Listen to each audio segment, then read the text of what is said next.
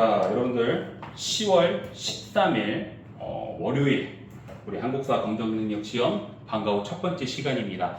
우리 연휴가 좀 길어서 연휴를 여러분들이 또 잘 보냈겠지만 아마 공부를 조금씩 하셨을 거예요. 여러분들 우리 이번 주 토요일이 시험이니까 여러분들 이번 주까지는 조금 시험이라는 거에 목표를 두고 좀 집중을 했으면 좋겠습니다. 앞에서 아까 간단히 설명했죠. 오늘, 그 다음에 내일 모레까지 2시간씩 계속 해서 진도 범위 다 끝낼 거예요. 그 다음에 여러분들이 남은 시간 동안 문제도 풀어보고 복습도 해보고 그리고 영상을 촬영한 이유도 있는 거니까요. 여러분들 잘 확인해서 다시 한번 궁금한 부분이나 어려운 부분이 있으면 다시 한번 시청을 통해서 복습할 수 있도록 선생님이 촬영을 하는 거니까요. 여러분들이 잘 이용했으면 좋겠습니다. 아시겠죠? 자, 이제 벌써 일제시대예요. 오늘 사실 3분의 2 정도, 일제시대의 3분의 2 정도 끝낼 겁니다. 근데 일단 1학년 친구들은 시험범위였어요. 이번에 시험범위였기 때문에 또 지 잘 봤잖아. 시험범위였기 때문에 아마 공부가 똑같은 게 겹칠 겁니다. 큰 그림에서 하는 거고 우리 지금 3학년, 2학년 친구들도 다 앞에서 했던 것들이죠. 앞에서 했던 것들이니까 복습한다 생각하고 한번 다시 접근해 보도록 합시다. 자, 일단 보면 우리는 일제강점기는 1910년부터 1945년까지죠. 자, 이 시기를 일제의 통치 방식, 통치 방법에 따라서 세 등분으로 나눠요. 세 개로 나눈다는 거예요. 첫 번째, 1910년대는 어때? 무단 통치, 총과 칼로 폭력 통치라는 무단 통치죠. 그러다가 부작용이 생겼네. 그 부작용이 된 사건이 뭘까요? 3.1운동. 자, 조선인은 때리면 된다라고 생각했더니 아니야. 3.1운동이 전국적인 거국적인 만세운동이 일어났죠. 그러다 보니까 통치 방식을 바꿔요. 1920년대 무슨 통치? 문화 통치. 소위 우리가 민족 분열 통치라고 하죠. 친일파 양성하고 이간질시키고 속이고 이러면서 분열을 통해서 민족운동을 약화시키는 그런 통치 방식이 문화 통치고요. 1930년대는 우리가 1931년에 어떻게 보면 일본의 근현대사를 보면 그 인간의 욕심, 어떻게 보면 선생님은 그렇게 생각해요. 욕심을 끊임없이 계속 부리다가 결국에는 무너져가는 그런 인간의 인생과도 좀 닮았습니다. 자, 1931년에는요, 일본이 이제는 한반도뿐만 아니라 중국 대륙, 더 넘어서 태평양까지도 훨씬 더 어떻게 보면은 욕심을 내면서 전쟁의 범위를 넓혀요. 그래서 우리가 여러분들 기억나실 거예요. 만주사변. 1931년에 만주사변을 통해서 만주 지역을 장악하게 되고요. 그 다음에 중일전쟁, 1937년에 중일전쟁 일으키고 1941년에 미국과의 전쟁한 태평양 전쟁까지 일으키면서 전쟁터를 넓힙니다. 그러면 전쟁터가 넓어지면 군인들도 많이 필요하죠. 군인들이 많이 필요하면 어때? 그만큼 일본인으로만 충족이 될까요? 안 되기 때문에 인적인 자원, 또 물적인 자원도 마찬가지지만 인적인 자원을 또 보충해야 되기 때문에 조선인들도 전쟁터로 보내야 된단 말이야. 그러다 보니까 1930년대부터 40년대까지는 그 조선인들 아예 민족을 말살해서 일본인으로 만들어서 전쟁터로 보내야지. 여러분들한테 지금 전쟁터 가서 일본을 위해서 싸우다 죽으라고 하면 죽을 수 있어요? 안 그러잖아요. 그래서 창씨개명도 하고 궁성묘배도 하고 이런 것들을 통해서 일본인으로서 만들어서 전쟁터로 보내기 위한 그러한 민족 말살 통치를 했다는 거예요. 그래서 1910년대 바로 무단 통치, 1920년대 문화 통치, 그 다음에 1930년대부터 광복까지 40년대까지 포함해서 민족 말살 통치로 나누면 되는 거고, 오늘 우리는 무단 통치와 문화 통치 그리고 그 시기의 독립운동에 대해서 한번 배워봅니다. 아시겠죠? 자, 무단 통치 키워드만 선생님이 한번 적어봤어요. 복습하는 거죠? 이런 걸 달달달 외우지 말고 흐름으로 보시면 된다는 거예요. 흐름으로. 자, 일단 조선총독부를 설치합니다. 조선총독부를 설치하는데 여러분들 조선총독부 따로 뭐 사진 안 보여줘도 되겠죠? 지금은 없습니다. 김영삼 대통령 때 다 허물어 버렸기 때문에. 자, 조선총독부에서 가장 어떻게 보면 조선을 지배하는 사람들 중에 가장 높은 사람이 총독이죠. 이 양반 이전에 직업이 뭐였을까? 모두 군인입니다. 육군, 해군 대장 출신만 시켰다는 거예요. 벌써 군인이 조선 총독의 자리에 앉았다는 것은 뭔가 폭력적으로 통치를 하겠다는 거죠. 그래서 이런 육해군 대장 출신, 군인 출신으로 총독을 임명을 했고요. 이 총독은요, 일본 의회의 제안을 받지 않습니다. 오직 천황의 명령만 따르기 때문에 어떻게 보면 조선의 왕이라고 불릴 수 있을 정도로 큰 권한들을 가지고 있었다라고 생각하면 돼요. 모든 권한을 가지고 있었죠. 자, 그런데 이 조선총독부 아래 중추원이라는 또 기구가 있었는데 이게 일본 입장에서는요, 조선인들, 이 조선의 식민지들도 뭔가 민주적으로 정치에 참여하고 우리 일제는 일본 제국은 그런 그 조선 식민 백성들을 정치에 참여시킨다라는 그 보여주기식으로 명분을 만들기 위해서 중추원이라는 거 만들거든요. 근데 정치에 참여를 하게 한다는 거는 뭔가 결정권을 줘야 되는데 결정권 하나도 없습니다. 그냥 일반 자문기구예요. 그래서 친일파 양성소라고 보시면 돼요. 오케이? 그래서 중추원이라는 기구가 있어서 이렇게 조선총독부와 연결을 시켜봤고요. 그 다음에 폭력으로 통치하죠. 헌병경찰제도. 여러분들 일반 경찰이 와서 우리 치안을 담당하는 게 아니라 군인이 경찰 업무를 하는 헌병경찰제도. 그 다음에 폭력적인 통치의 대표적인 사례 조선태형령. 조선인들은 때립니다. 공식적으로 때려요. 조선태형령이라는 법규를 바탕으로 엉덩이를 때린다는 거야. 그런데 뭔가 우리가 잘못하면은 재판도 받고 그 절차에 따라서 처벌을 받잖아요. 그런 거 없습니다. 바로 직결 처분해버립니다. 그래서 지나가다가 마음에 안 들면 조선태형령으로 때릴 수 있는 거예요. 일본 순사가. 오케이? 그래서 그런 직결처분권과 조선태형령이 또 폭력 통치의 대표적인 예라고 보시면 되고요. 그 다음에 교사가 군복 입고 칼 차고 와가지고 어떻게 보면 위협적인 분위기를 조성하는 것도 우리가 하나의 무단통치 시기의 특징이라고 보시면 되고, 언론, 출판, 집회, 결사, 이게 우리가 보통 기본권이라고 해요. 인간이 가져야 할 기본권인데 모두 제한했죠. 조선인 3-4명만 모이면 흩어지라 그랬습니다. 못 모이겠어요. 다 안 되겠단 말이에요. 이런 기본권들이. 그 다음에 마지막 교육. 여러분 조선인들 공부 많이 시키고 싶을까요? 아니죠. 제1차 조선교육령을 통해서 보통교육 하는데 실업교육을 강조합니다. 그러다 보니까요 초등학교도 6년이 아니라 4년만 딱 하게 하고요. 그 이상 중학교, 고등학교로 못 올라가게 막아요. 그리고 실업교육, 기술이나 배워라. 오케이? 조선인들이 뭔가 교육을 많이 하면 일본 입장에서 통치하기가 어렵잖아. 그래서 제1차 조선교육령을 통해서 공부를 못하게 막아버려. 초등학교를 6학년에서 4학년까지는 딱 없애버리고 그 이상 어떻게 보면 등급을 업그레이드 시켜서 학교를 못 다니게 합니다. 자, 그런데 조선인들이 교육열이라는 게 있단 말이야. 전국적으로 사립학교들이 생겨가지고 어때? 사립학교를 통해서 교육을 받으니 이걸 막아야겠죠? 그래서 1911년에 사립학교 규칙을 통해서 사립학교도 못 만들게 막아버려요. 그러니까 이제는 서당, 일본 애들이 처음에 봤을 때 서당은 이거 옛 성리학 교육하고 유교 교육하는 그런 좀 구시대적인 교육이라 냅뒀어. 그런데 이 서당들이 개량 서당으로 변경을 어디 업그레이드가 되면서 여기서 민족 교육을 시켰단 말이야. 그럼 서당도 일본 입장에서 막아야겠죠. 그래서 1918년에 서당 규칙도 만들어서 결국에는 교육을 못하게 막아버린다는 거야. 이해되시죠? 이거 1차 조선교육령과 함께 사립학교 규칙, 서당 규칙도 묶어서 같이 이해하시면 됩니다. 결국 교육을 제대로 안 시키겠다. 누구를? 조선인들을. 오케이? 이게 이 흐름의 무단통치 핵심적인 키워드 선생님이 다 가지고 온 겁니다. 달달달 외우려고 하지 말고 흐름에서 이해할 수 있겠죠? 그리고 무단통치 시기, 1910년대 무단통치 시기에 우리가 쌍으로 또 묶어야 될 게 바로 토지조사 사업이죠. 일본이 우리 조선을 점령하고 식민지로 만든 이유가 우리나라 도와주려고 그런 거야? 빼앗아가려고 그런 거잖아. 그럼 뭘 뺏어갔어? 1910년대는? 토지를 뺏어간 거예요. 명분은 그럴싸하죠. 토지 조사를 해가지고 근대적인 토지 소유권을 확립시키겠다 이런 거지만 아니죠. 토지를 뺏기 위한 겁니다. 당시에 여러분들 기한부 신고주의라고 해가지고 일정 기간 내에 이 토지가 내 토지인 증거물을 가져와라 그러는데 당시에 그런 소유권 자체가 없었습니다. 이 토지가 왜 네 토지 하면 조상 대대로 우리 물려줬는데요?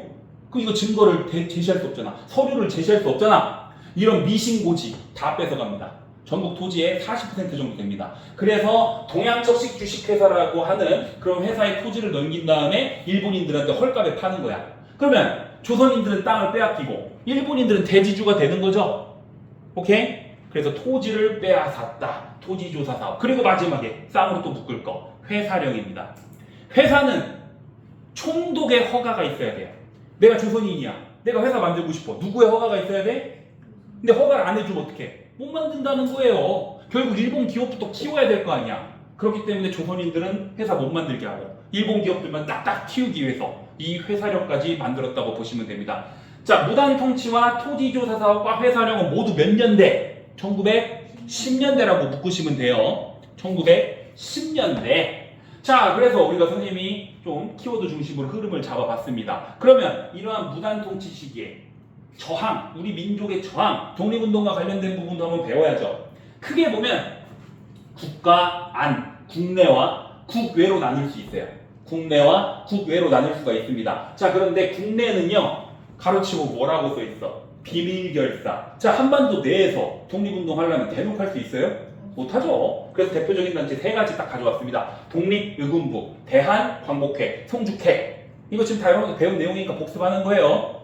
키워드만 가져왔어요. 이거 대한독립의군부라고도 하니까 여러분들 너무 헷갈리시면 안 됩니다. 독립의군부, 대한독립의군부 똑같은 겁니다. 키워드 임병찬의 복벽주의예요. 임병찬 선생 어떻게 보면 보수적인 유생층입니다. 위정척사 운동 하셨던 분입니다. 그러다 보니까 결국에는 복벽주의, 다시 전주이씨 왕조, 고종이 임금으로 될 수 있도록 하는 그런 회복되는 복벽주의를 표방했다는 겁니다. 오케이? 자, 그런데 대한광복회는 달라요. 박상진 선생과 최기중 선생인데요. 이들은 어떻게 보면 개화파 쪽으로 우리가 볼 수 있어요. 공화주의를 표방합니다. 자, 공화주의는 우리 대한민국 공화제잖아. 왕 있어 없어? 대통령 누가 뽑았어? 여러분들이 뽑잖아. 우리 국민이 뽑잖아. 이 대한광복회 박상진 최기준 선생 입장에서는 전주 이씨는 죄인인 겁니다. 왜? 나라를 빼앗겼기 때문에. 이들한테 다시 돌려줄 수 없다. 복벽주의는 안 된다. 그래서 국민이 대표를 뽑는 공화주의를 표방한 거죠. 그래서 둘이 구분할 수 있겠죠. 독립의군부랑 대한광복회 특징이 명확하게 나눠집니다. 그 다음에 마지막 송죽회. 여성 독립운동 연구가 되면서 1910년대 국내에서 평양 숭의학교 여학생 여교사 중심으로 여러분 독립운동이 총각칼로 싸우는 것만 독립운동이야? 아니잖아. 어떻게 보면 독립운동 하는 사람들 가족도 보호해줘야 되고 모금활동 통해서 돈도 지원해줘야 되고 자금도 지원해주고 이런 것들 했던 게 바로 송죽회입니다. 여성 독립운동과 관련된 부분이에요. 요새 많이 강조되고 있는 부분입니다. 시험 문제 나올 수 있겠죠? 선생님 시험 문제도 이번에 냈잖아 사실. 선생님도 냈습니다. 이거 다 냈어요 사실. 맞지? 다 냈어. 세 개를. 자, 틀릴 리가 없겠죠 여러분들 나오면. 오케이. 자, 그래서 국내는 비밀결사단체였고요. 이렇게 특징을 한번 정리해 볼 수가 있어요. 그런데 사실 국내에서는 독립운동 하는 게 쉽지 않아요. 임병찬 선생도 결국에는 자, 어떻게 보면 돌아가서 순국하시면서 결국에는 끝나게 되고 대한광복회도 결국에 이제 무너지게 되면서 다 만주 지역으로 가요. 왜? 국내에서는 독립운동을 하기가 쉽지 않기 때문에. 자, 그러면 1910년대 국내가 아니라 국외는 여러분들 기억나실 거예요. 일단 바로 우리가 독립운동 할 수 있는 기반이 없기 때문에 일단은 기지를 건설해야 된단 말이야. 기지를 건설해야 되기 때문에 각 지역에서 기지를 건설하는데 또 선생님이 키워드 다 가지고 왔지. 선생님 교재에도 정리 잘 돼 있습니다. 이거 그대로 가져온 거예요. 이거 지금 선생님 교재에 있는 것도 그대로 가져온 거예요. 그래서 여러분들 지역만 여러분들 잠깐 헷갈리시면 안 돼요. 뭐 사실 자 이거 보시면 한반도입니다. 자, 여기 있는 산이 무슨 산? 백두산. 그냥 백두산이라고 여러분들 인식하시면 돼요. 그러면 이 전체를 만주라고 했을 때 이 백두산 옆쪽에 있는 게 바로 서간도. 동쪽이면서 위쪽에 있는 게 북간도. 여기 겁나게 추운 지역 여기 어디? 연해주, 블라디보스토크. 러시아죠 지금. 그 다음에 여기 상해, 국제도시 상해.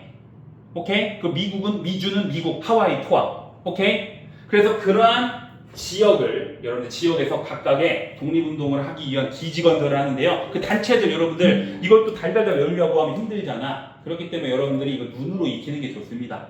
눈으로 익히는 게 좋아요. 그래서 여러분들이 보시면 여기 이 단체는 서간도구나, 이 단체는 북간도구냐, 연해주구나, 미주구나, 상해구나 이것만 기억하시면 되고 문제 좀 이따 풀어보시면 이것만 기억하시면 틀릴 리가 없습니다. 오케이? 자, 첫 번째 서간도 지역부터 보시면 삼원보라고 하는 지역이 중요해요. 삼원보라고 하는 동네가. 근데 왜 그러냐면 여러분들 우리 저번 시간에 신민회 배웠죠. 애국개몽운동 계열의 신민회 회원 중에 이회영 선생이라고 여러분 아마 수업 시간에 한번 내가 설명했을 거예요. 우리나라의 노블레스 오블리지를 그렇게 실천했던 이회영 육형제. 그들의 자산을 전체 지금도 지금 몇백억 되는 그 자산을 가지고 가가지고 이 삼원보에다 독립운동 기지 건설한 겁니다. 그게 바로 서간도 지역이에요. 신민회의 재산이 어떻게 보면 예산이 투입된 데입니다. 여기가. 자, 그래서 이 삼원보를 중심으로 해서 단체들이 만들어지는데 첫 번째 경학사가 만들어졌다. 이름이 바뀝니다. 두민당으로. 그러다가 3.1운동 이후에 또 이름을 바꿔요. 한족회로. 경학사, 두민당, 한족회는요. 이름이 바뀐 거예요.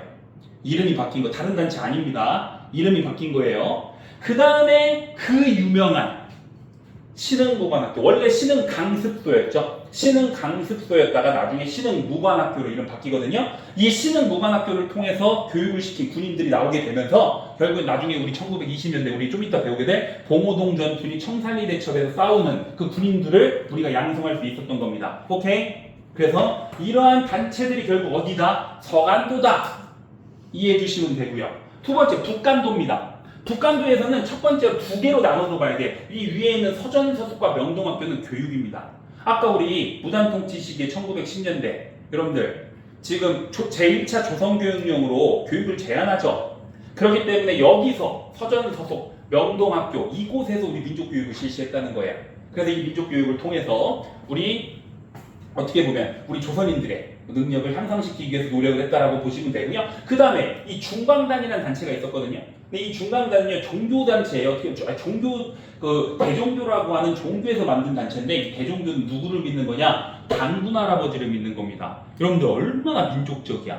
그래서 대종교 믿는 사람들, 대종교도들이요 되게 독립운동에 많이 참여했어요.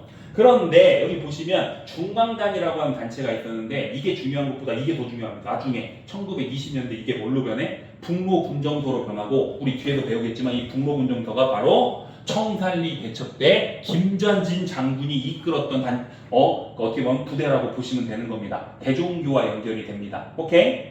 이것들이 모두 북간도 지역에서 만들어졌다라고 보시면 되고 세 번째 러시아 지역 연해주, 블라디보스토크 지역입니다. 뭐 보면은 신한민촌, 우리 어떻게 보면 그런 것들 써 있어요. 교재 보면은 이 당시에 연해주 지역에서도 신한인촌이라고 하는 동네들이 많이 생기는데 단체만 보면요, 성명회, 권업회 이런 단체들이 여기에서 활동했다 정도만 여러분들이 기억하시면 될 것 같고요. 중요한 것 중 하나가 한인사회당이에요. 한인사회당은요, 우리나라 최초의 사회주의 정당입니다. 연해주, 러시아 땅이죠. 러시아에서 사회주의가 어떻게 보면 발산했잖아요. 레닌에 의해서 최초의 사회주의 국가도 만들어지게 됐고 그렇기 때문에 그 사회주의의 영향을 받을 수밖에 없었고 우리나라 최초의 한인사회당이 여기서 만들어졌다고 보시면 됩니다. 자, 그 다음에 이 연해주에서 더 중요한 게 있죠. 바로 정부 형태의 어떻게 보면 기구, 대한광복군 정부가 생기게 되는데 이게 중요한 것보다 이게 나중에 뭘로 변해? 대한국민의회로 바뀌거든요. 이거 3.1운동 이후에 대한국민의회로 업그레이드가 돼요. 근데 이게 왜 중요하냐? 바로 대한민국 임시정부가 만들어지는데 합쳤던 세 개 단체 대한국민의회, 한성정부, 상해임시정부 그 중 하나입니다. 그 중 하나예요. 그렇기 때문에 이 대한국민의회, 대한광복군 정부가 업그레이드돼서 대한국민의회가 됐는데 이거 어떻게 보면 대한민국 임시정부의 하나의 뿌리 중 하나라고 보시면 됩니다. 아시겠죠? 이것들이 모두 연해주 지역이고요. 미주 지역은요. 첫 번째 대한민국민회 이거 이승만 선생이 이끌었던 데예요. 우리 이거 혹시 기억나세요? 당시에 외교 고문을 우리나라에 와가지고 옛날에 나쁜 짓 많이 했던 스티븐스 있잖아. 제1차 한일협약 때 그 스티븐스 결국에는 샌프란시스코 역에서 우리 전명훈 선생과 장인환 선생이 제거해버리거든요. 그때 이제 어찌됐건 전명훈 선생과 장인환 선생이 미국에서 미국인 죽인 거잖아. 그래서 재판을 받는단 말이야. 그 재판 받는 과정에서 우리 한인, 미주에 있는 한인들이 합칩니다. 그래서 만들어진 게 대한민국민회예요. 이승만 선생이 주도적인 멤버 중 한 명입니다. 오케이. 그 다음에 대조선국민군단 이거 박용만 선생이 만들었는데 하와이에 있습니다. 하와이.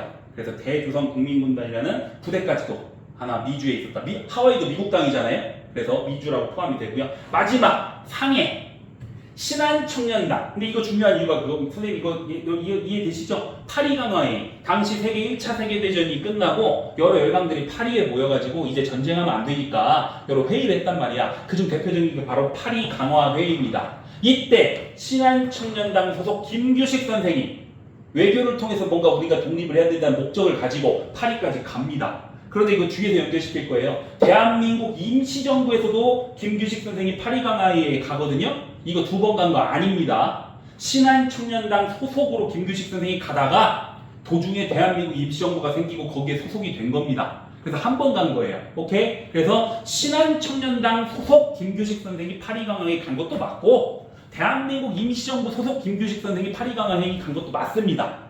오케이? 자, 그래서 1910년대 식민통치와 저항, 국내의 비밀결사, 국외의 독립운동 기지건설 이거 여러분들이 복습하시면서 눈으로 잘 익히셔야 돼. 눈으로 잘 익히셔야 돼. 이런 거 시험 문제 나옵니다. 오케이? 자, 그 다음에 뒤로 여러분들 뒤 넘기는 거 아니에요. 여러분들은 바로 다음 걸로 간단하게 보도록 합시다. 이제 3.1운동과 어딨냐 대한민국 임시정부까지 하고 문제 풀고 잠깐 쉬도록 하겠습니다. 이것도 별거 없어요. 사실 키워드 중심으로 썼는데 아까 얘기하죠. 자, 결국 우리가 무단 통치로 일본이 폭력적인 통치를 하면 조선인은 때리면 말을 듣는다 라고 주장하면서 이렇게 폭력 통치를 했는데 결국 1919년에 거국적인 전국적인 만세운동이 일어나죠. 그래서 여러분들 키워드만 보시면 되는데 이거 한번 써봤어요. 우리 선생님이 아마 수업 때 여러분 기억나시는 분도 있을 거예요. 3.1운동이 이게 고종의 인산이 고종의 장례식 때 한 거예요. 지금 생각하면 여러분들 지금에 우리가 시위하고 싶으면 모여 SNS로 하면 모이잖아. 당시에는 그럴 수가 없잖아요. 그 일본의 경비가 탐험하고 그렇기 때문에 당시 고종이 죽어서 장례식을 하고 있는 그 인산일에 사람들이 많이 모일 거 아니에요. 그때를 이제 시작점을 해가지고 3.1운동을 일으키게 되는데 자, 당시 바로 3월 1일날 바로 갑자기 만세운동 하고 싶어서 한 게 아니고요. 그 전부터 빌드업이라고 하죠. 3.1운동을 해야 할 수밖에 없는 그건 빌드업이 있었는데 첫 번째가 민족 자결주의입니다. 이거 당시 미국 대통령 윌슨이 당시에 민족 자결주의를 주장을 해요. 윌슨의 14개주 발표한 중에 민족 자결주의가 있거든요. 이게 뭐냐면 민족의 앞날은 그 민족 스스로가 결정하라는 거예요. 그러면 우리가 식민지 되기 싫으면 우리 식민지 안 해도 된다는 겁니다. 그렇기 때문에 당시 신흥 강호, 지금 미국이 뭐 전 세계 짱이라고 볼 수 있지만 당시에는 이제 일장으로 올라서는 1차 세계대전이 끝나고 일장으로 올라선 미국의 대통령 윌슨이 민족 자결주의를 발표했네. 그 다음에 지금 우리도 액션을 해야 될 거 아니야. 이 민족 자결주의를 발표했으니까 우리도 이제 액션을 취해야 될 거 아니야. 그래서 만주에서 무호 독립선언서를 발표했고요. 도쿄에서 28 독립선언서까지 발표하면서 우리가 목소리를 냈어. 마지막으로 국내에서 한번 크게 해야 된단 말이야. 그래서 기미 독립선언서 딱 선언하고 결국에는 3.1운동이 일어나죠. 그런데 3.1운동은요 이런 전개도 중요해. 처음에 도시 중심으로 가다가 나중에 농촌까지 가는데 이 농촌에 있는 농민들은 폭력투쟁으로 바꿔버립니다. 왜? 1910년대 농민들 못 뺏겼어. 토지 뺏겼잖아. 그 분노가 오는 거야. 그래서 폭력적인 시위를 하면 일본 입장에서는 당연히 탄압을 강력하게 하겠죠. 그래서 화성 제한리 사건 등을 통해서 우리 민간인들 학살하고 못된 짓 많이 했답니다. 자, 결국 3.1운동은요 영향이 중요해요. 우리 여러분들은 내가 수업 때 맨날 물어보잖아. 3.1운동 성공한 것 같아요? 실패한 것 같아요? 말하기 애매하잖아. 성공했다고 하기에는 독립이 안 됐고 실패했다고 하기에는 너무나도 영향이 크고 그 영향입니다. 3.1운동의 영향, 첫 번째 임시정부 만들어지죠. 왜냐하면 3.1운동을 했을 때 아쉬움이 있었단 말이야. 우리가 좀만 더 누가 이끌어줄 수 있는 리더가 있었다면 임시정부 만들어지고 두 번째 통치 방식 바꿨죠. 문화통치로. 세 번째 민족운동 활성화. 이거 그거잖아. 3.1운동은 지식인만 했나요? 모든 계층 여성 남성 할 것 없이 다 청년 아동까지 다 참여했잖아. 그러다 보니까 이제 3.1운동 이후에 이런 여성운동이나 학생운동이나 청년운동이나 이런 운동들이 활성화됐다라고 보시면 돼요. 마지막으로 해외에 영향 끼쳤죠. 특히 중국의 5.4운동. 이 5.4운동 사료 보면은 조선은 독립이 아니면 죽음을 달라 했다. 우리라도 못할 소냐? 이런 내용이 있단 말이야. 중국의 5.4운동에도 영향을 끼쳤다는 겁니다. 오케이? 자, 그래서 이러한 3.1운동의 스토리 안에서 결국에는 3.1운동의 영향으로 우리도 통합적인 민족운동을 이끌 수 있는 정부가 필요하다 해서 1919년에 대한민국 임시정부가 생기죠. 대한민국 임시정부 아까 얘기했죠. 국내에 있던 한성정부, 이거는 그 정통성은 있는데 실제적인 운영은 못했어요. 한성정부는 국내에 있기 때문에. 그때 그 당시 경성에 있었습니다. 서울에 있었습니다. 그 다음에 아까 얘기했던 연해주에 있던 대한국민의회, 그 다음에 상해 임시정부. 이때 하나로 통합을 하는데 결국 어디로 통합했어요? 상해로 갔죠. 왜? 외교를 통해서 충분히 그 당시에는 독립할 수 있을 것이라 생각을 했어요. 왜? 1차 세계대전 끝나고 파리강회의 열리고 외교를 통해서 우리가 충분히 독립할 수 있겠구나라는 생각이 더 셌어. 그래서 상해로 가서 대한민국 임시정부가 만들어지게 되고 통합적인 성격입니다. 왜? 대통령 이승만 바로 우파면서 외교를 통해서 독립을 주장했던 사람이에요. 그 다음에 이동희 선생, 이동희 국무총리이자 부통령이죠. 좌파면서 무장투쟁했던 사람입니다. 이 사람은 대한국민회에 있던 사람이에요. 그래서 통합적이죠. 좌우 통합적인 성격 가지고 있죠. 좌우 통합적인 성격. 그 다음에 외교 독립뿐만 아니라 무장투쟁 주장했던 사람들이 합쳤죠. 그렇기 때문에 통합적인 성격을 가지고 있다는 거예요. 그 밖에 대한민국 임시정부의 키워드를 정리했죠. 연통제, 교통국 이런 것들 여러분들. 자, 임시정부도 어찌됐건 세금 걷어야 될 거 아니야.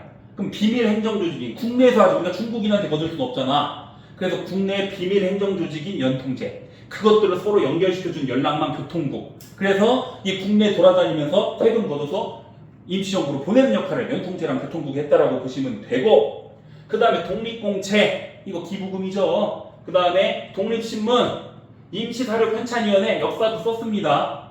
그 다음에 이렇게 이런 것들을 통해서 자금도 확보하고 신문도 만들어가지고 외국한테 이러한 일제의 만행들을 알리고 그랬단 말이야. 그런데 상해에 아까 우리 대한민국 임시정부가 상해로 정했던 이유는 뭘 하려고? 외교하려고 한 거잖아. 그럼 외교 열심히 해야 될 거 아니야. 그래서 아까 말했죠. 김규식 선생 파리 강화에 보낸 거. 이거 신한청년당이랑 똑같은 겁니다. 한 번 간 거예요. 두 번째, 그거 말고 미국에 워싱턴에 구미위원부 설치했고, 파리에는 파리위원부, 런던에는 런던위원부 이런 것들 만들어가지고 외교활동하려고 전 세계적으로 우리나라 이런 민족운동가들을 보냈단 말이야. 대한민국 임시정부에서. 오케이? 특히 구미위원부의 이승만 선생이 거기서 무지하게 외교를 했단 말이야. 오케이? 자, 근데 외교활동도 했지만 무장투쟁도 했습니다. 과거에 우리가 대한민국 임시정부 배울 때는 외교만을 강조했어. 그런데 우리가 역사적으로 연구를 해보다 보니까 아니야, 무장투쟁도 뭔가 하려고 노력을 했단 말이야. 그래서 만주 지역에 광복군 사령부 만들고 이게 나중에 광복군 충명으로 바뀌거든요. 그럼 여러분들 이게 보이면 그냥 임시정부랑 연결이 됐구나 생각하면 되고, 더 중요한 거 참의부, 우리 좀 이따 배우겠지만 3부, 우리 1920년대에 참의부, 정의부, 신민부라고 한 3개의 부가 만들어지거든요. 만주 지역에서. 그때 그 참의부가 바로 이 대한민국 임시정부와 연결이 된 하나의 정부라고 정부 군 조직이라고 보시면 됩니다. 오케이? 그래서 외교도 열심히 했지만 무장투쟁도 소홀 하진 않았다. 그렇지만 시험 문제는 어디에 많이 나온다? 외교가 많이 나온다 라고 보시면 돼요. 아무래도 상해에 간 이유가 외교이기 때문에. 자, 그래서 임시정부가 이렇게 잘 이끌어지면 좋을 텐데 결국 흔들리기 시작하죠. 1923년에 국민대표회의를 하게 됩니다. 자, 국민대표회의 왜 그러냐? 결국에는요, 욕이 없으니까 활동이 안 되는 거예요. 욕이 없어. 연통제, 교통국 다 걸려버립니다. 다 걸리면서 자금 확보가 안 돼요. 그러다 보니까 자금이 없으니까 활동도 안 되고, 아까 좌파 우파 통합됐었죠. 다 분열되고 서로 싸우기 시작하고, 거기다가 이승만 선생은 또 뭘 했냐? 당시 구미위원부에 있으면서 미국 대통령 윌슨한테 가가지고 뭘 했냐? 위임 통치, 우리 조선 대신 통치해주세요라는 위임 통치 청원서를 미국한테 제출하는데 이게 합의가 안 됐어요. 대한민국 임시정부 인사들과 합의를 안 한 상태에서 자기 맘대로 한 거란 말이야. 그래서 이런 것들 때문에 완전히 무너지게 되고 외교 성과도 하나도 없었죠. 우리가 상해로 간 이유는 외교를 통해서 독립을 하기 위해 갔는데 실제 성과가 하나도 없네.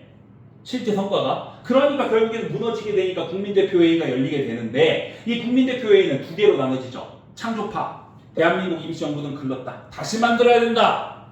개조파, 아니다. 그래도 우리가 수정을 통해서 개조를 통해서 이끌어 가야 되는 거 아니냐. 그런데 이 국민대표회의 때 훨씬 최악의 상황입니다. 창조파, 개조파 둘 다 나갑니다.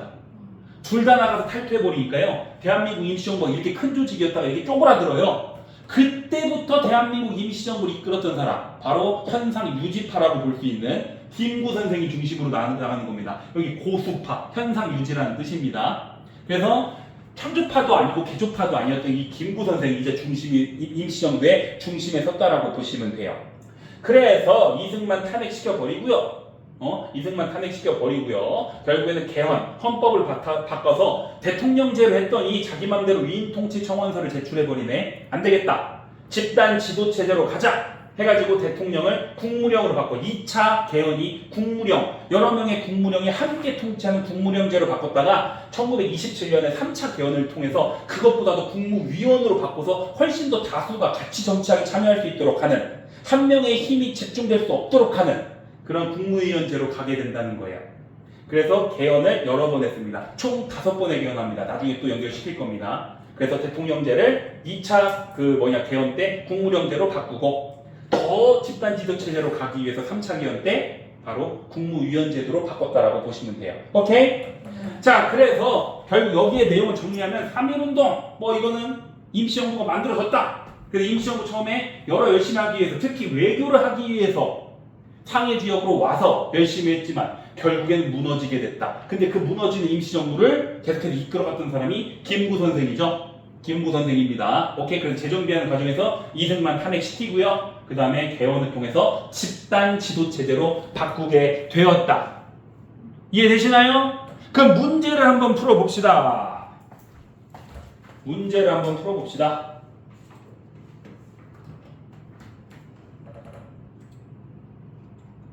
자, 문제를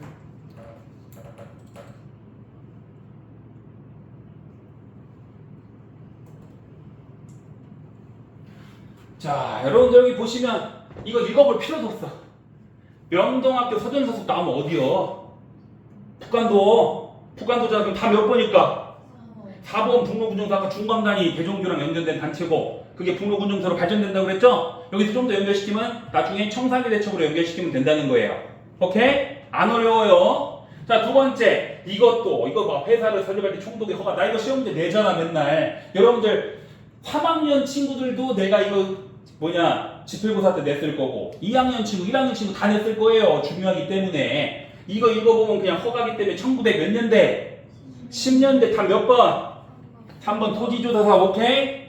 여기서 좀 더 어렵게 하면 회사령이니까 토지조사 사업이고 이걸 통해서 뭐 예를 들면 헌병경찰제 이런 걸 물어볼 수도 있는 거야. 그래서 답으로 가게끔 찾으면 되시고요. 자, 그 다음에 이것도 봐봐. 고종의 장례식이라 읽어볼 필요도 없죠? 이거 뭐예요? 무슨 운동? 3.1운동이요. 다 몇 번이야 이거? 옳지 않은 거 한번 찾아봐. 아직 안 배워서 여러분들이 잘 모를지. 이게 3번이에요. 그렇지. 신간에는 진상조사단을 파견한 게 3.1운동이 아니고 광주학생 항일운동입니다. 광주학생 항일운동. 이번에 시험범위였잖아. 그렇죠? 여러분들도 다시 좀 이따 볼 거예요. 우리 좀 이따 봅니다. 자, 그래서 문제 푸는 거 어렵지 않죠? 여러분들 다 합격할 수 있을 것 같습니다. 잠깐 쉬고 2교시 하도록 할게요.